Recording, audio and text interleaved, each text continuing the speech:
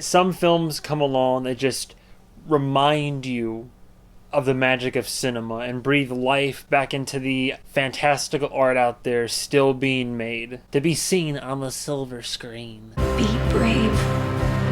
It's up to you. You have to find a way out of the dark. Mommy, I hear you. Everything about us is a lost machine. Everything about us is a lost machine. You can help her. You can help her be strong by being strong yourself. I wish I had known more when I was young. I wish I had known that the world was bigger than how I felt. Then there would still be beauty. There would still be magic.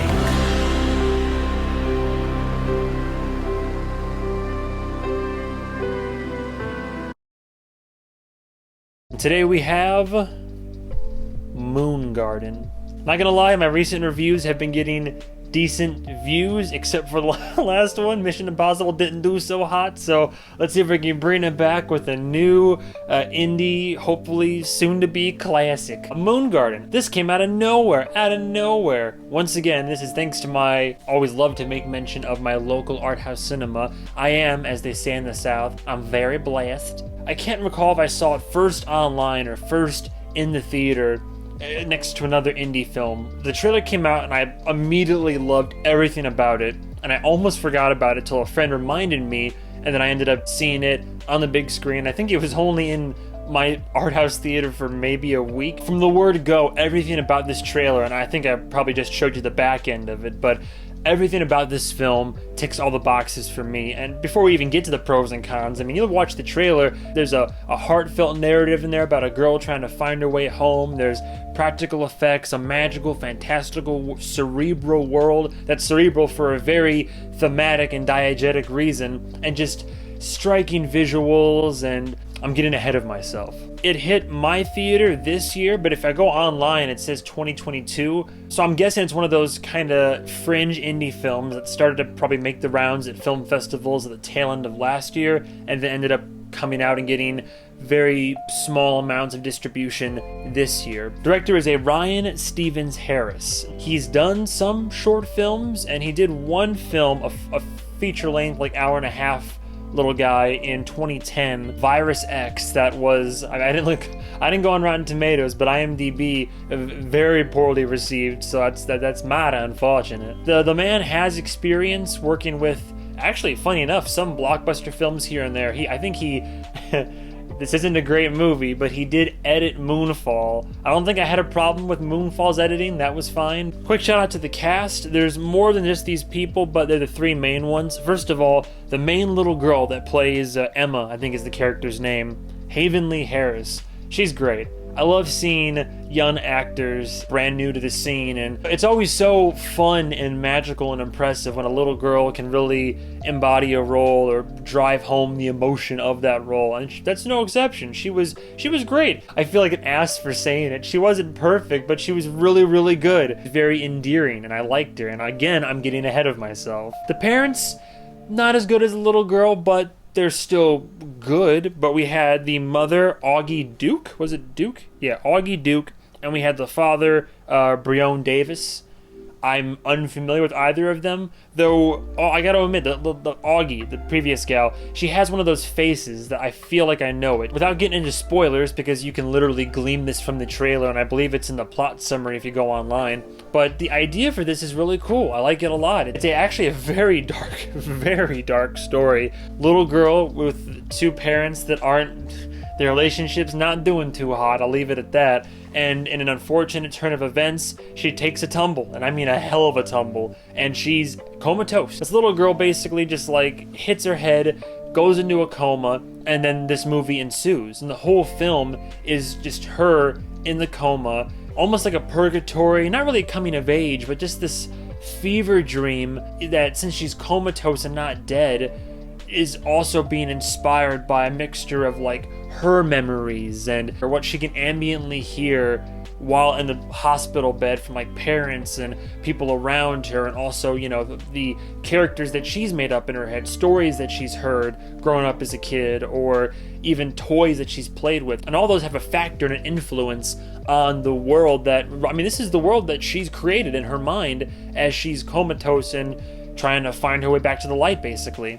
Visually stunning. I love movies that are just creative and use. This is a big one, which, you know, it already gets at least 1 star in my book.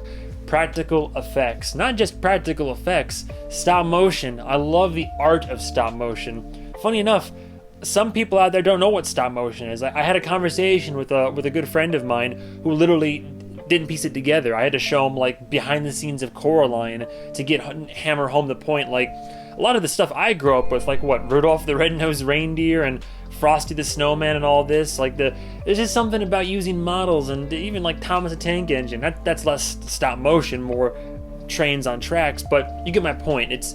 There's a certain charm and magic to it, and to be able to blend that in this, similar to films like Who Framed Roger Rabbit, blending real people with, you know, hand-drawn or 2D animations that are then transposed into this world, or even something like Cool World if you're feeling, you know, horny. It's just something that's magical to me. I know some people will definitely poo-poo on it and say, oh, it looks cheesy, it looks like weird and fake, but for me, it makes it feel more real and creative and enhances the quality of the film. This whole world that we travel through in this movie is very artistic, it's very symbolic. Again, my aforementioned point about all this being her comatose fever dream, both the pleasant parts of it and also the nightmares and the different sequences. It's cool because most of them are obvious connections to the world. She'll run into a problem, she'll remember how she swam in the lake with her parents one day, and she remembers how she can swim and defend herself, or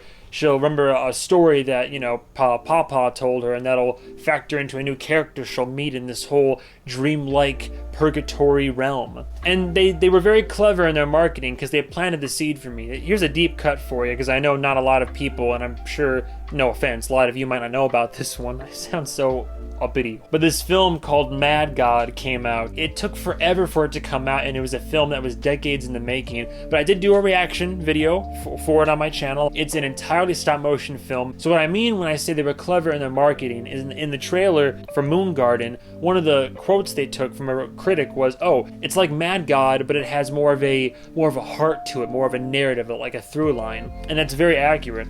Thematic elements from Mad God and then have been applied to this film, and coupled with the narrative, it's a very good formula that I liked. And since I had that idea planted in my head, I was often drawing comparisons to Mad God from an artistic perspective and standpoint, and I agree. It definitely, I agree with that critic 100%. As I already said, main girl's great. She makes for a great main character that you want to root for. Oftentimes you can give the audience a kid character, and you gotta write them well, cast it well, and the kids gotta embody it. Because sometimes you watch kids in movies and you're just thinking, oh my god, this little shitter, like, what are you doing? Why are you making the decisions? Or they're annoying or silly.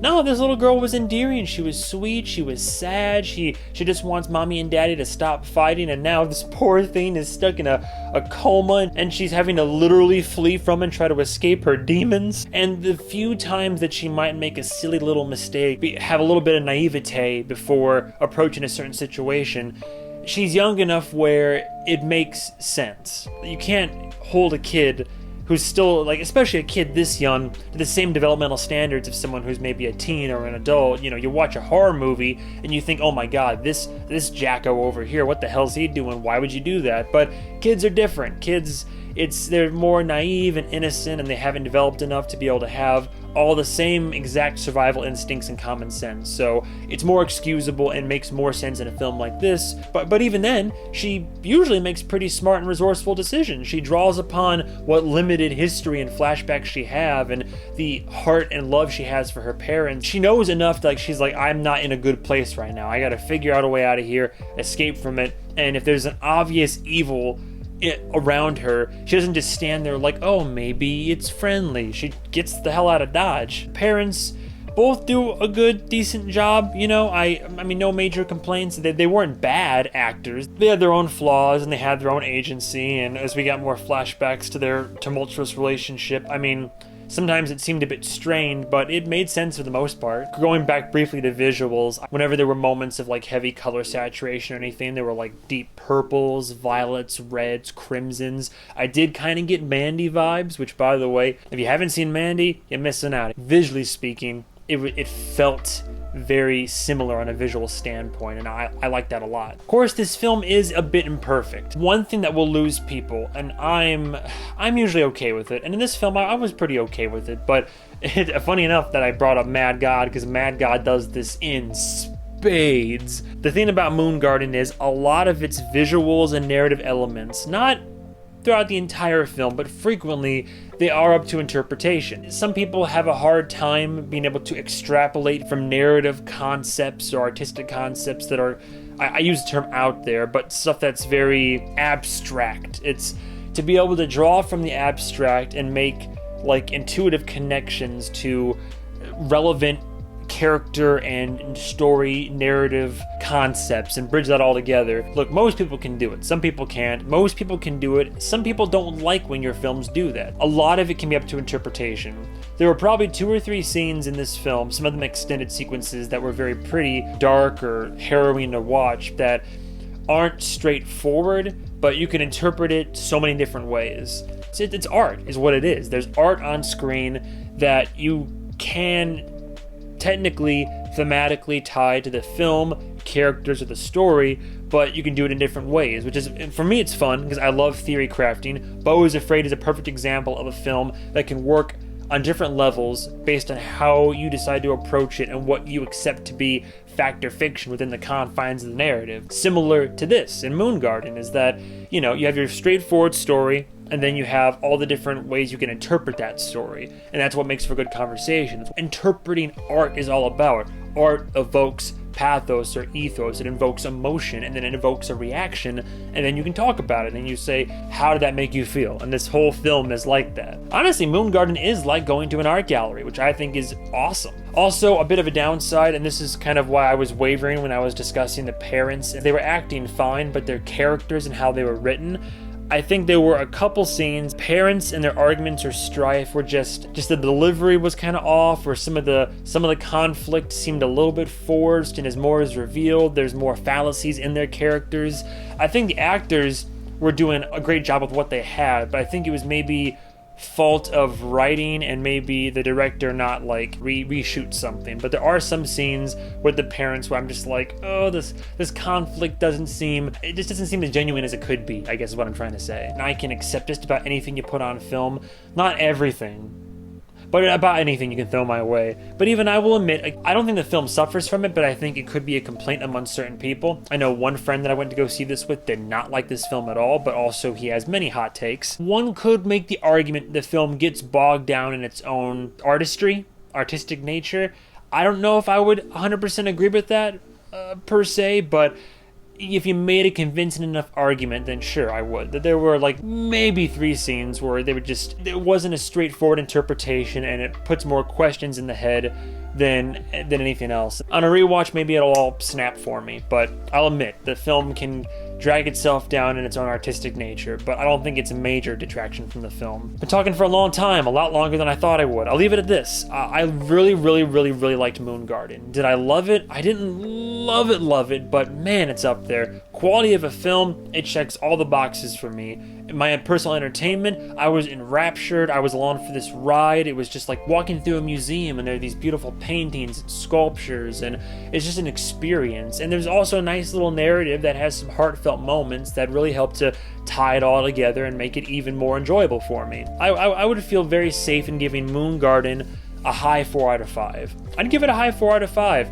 It was creative, it was pretty, beautiful in moments, grounded for the most part by a pretty solid cast, mainly the little girl, and just the fact that I could probably rewatch this a few times and have a slightly different take or opinion upon each rewatch. Hopefully people will make video essays that'll break it down even further. I don't know how much attention this film got. The trailer doesn't have a lot of views online, and I don't think the box office was huge, but I hope this grows a small like niche or cult following, or some of you stumble upon this, or anybody who's curious about it watches this review and hopefully gives it a view and spreads the word. I highly recommend Moon Garden.